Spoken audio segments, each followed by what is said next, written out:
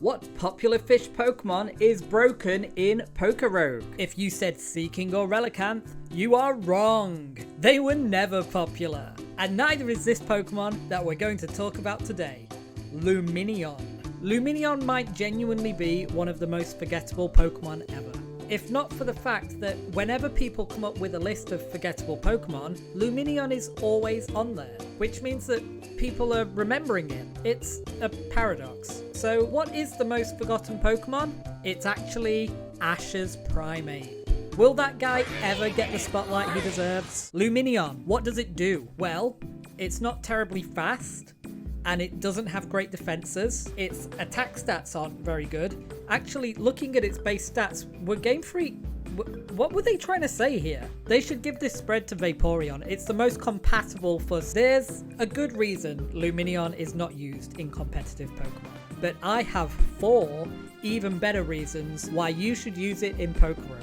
Drizzle, Swift Swim, Bouncy Bubble, Quiver Dance. That's a wombo combo, all on a single Pokemon. Yes, it's a Pokemon with dismal stats, but stats are not the end of the world in Pokérogue, and a great moveset can go a long way. The moveset that we're going to run on Lumineon will allow it to do a few different things that are all extremely useful for Classic Mode. The combination of Quiver Dance and Bouncy Bubble allows Lumineon to stat boost freely against special attackers, because Quiver Dance not only boosts special attack and speed, but also special defense. See, moves like Quiver Dance and Bulk Up are basically win conditions in Pokérogue, because, how do I explain this? If you had a special attacking Pokemon in, and I switched to Blissey, you would know to switch out, right? Well, the AI doesn't understand how defenses work. It makes switches based on Pokemon typing and move type, not on defenses like a human player would. So if you get a Bulk Up Pokemon in against a physical attacker, you basically have free reign to set up to your heart's content.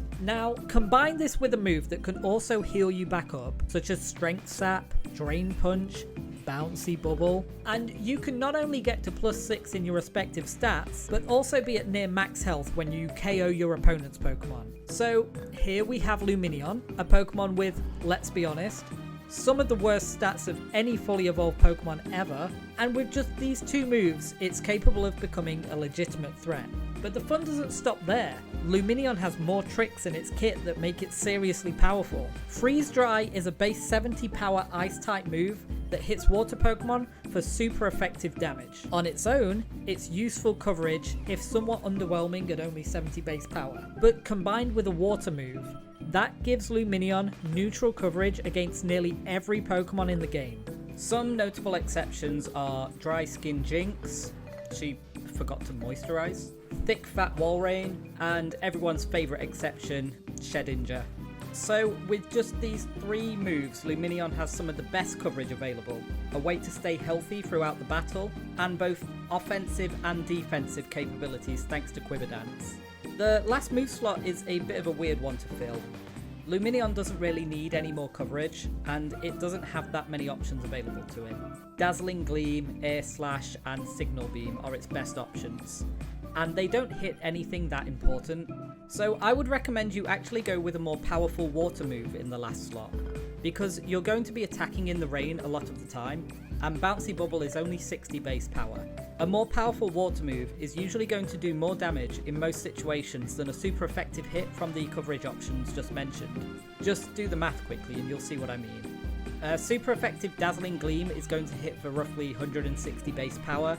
You could hit with Scold, which is 120 base power with Stab, and then the Rain Boost on top of that just takes it over the edge. Hydro Pump is available by TM, as is Scold and Surf.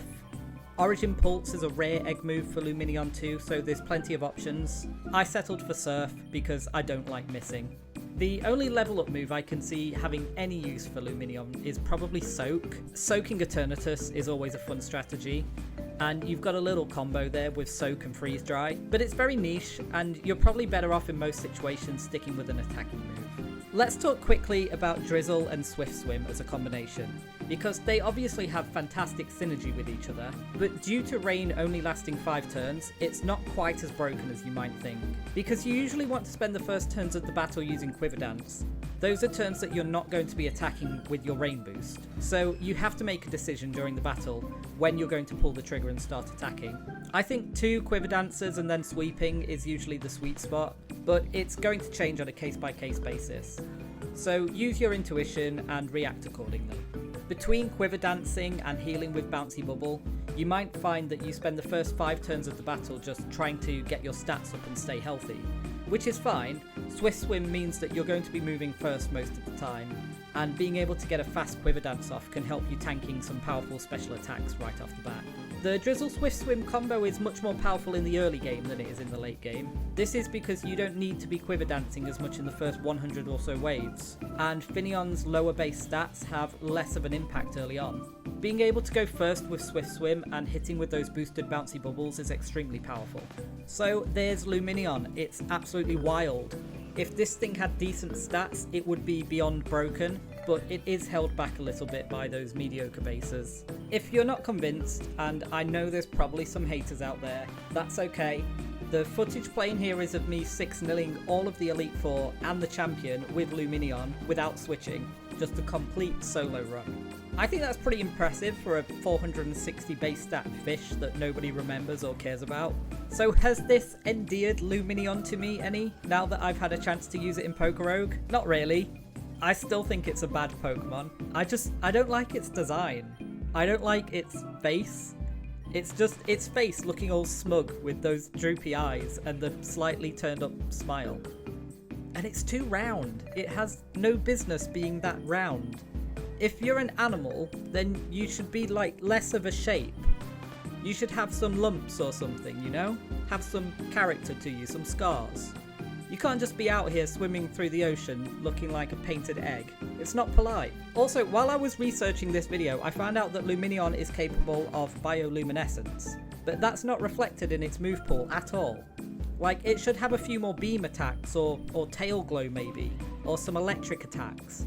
But it gets nothing good. It's like whoever did the moveset at Game Freak didn't know anything about it other than fish. Anyway, I hope you enjoyed this video. Feel free to subscribe so you don't forget me like we all forget about Lumineon. I've really been enjoying making these videos. Pokérogue just dropped a new update today, so it looks like this game has still got some life in it. I'm going to go and have a play around with the new changes. I've heard a few complaints about the new starter select menu. I'll try it out myself and see what I think. If you've made it this far in the video, then maybe let me know how you feel about it. And I will see you in the next one.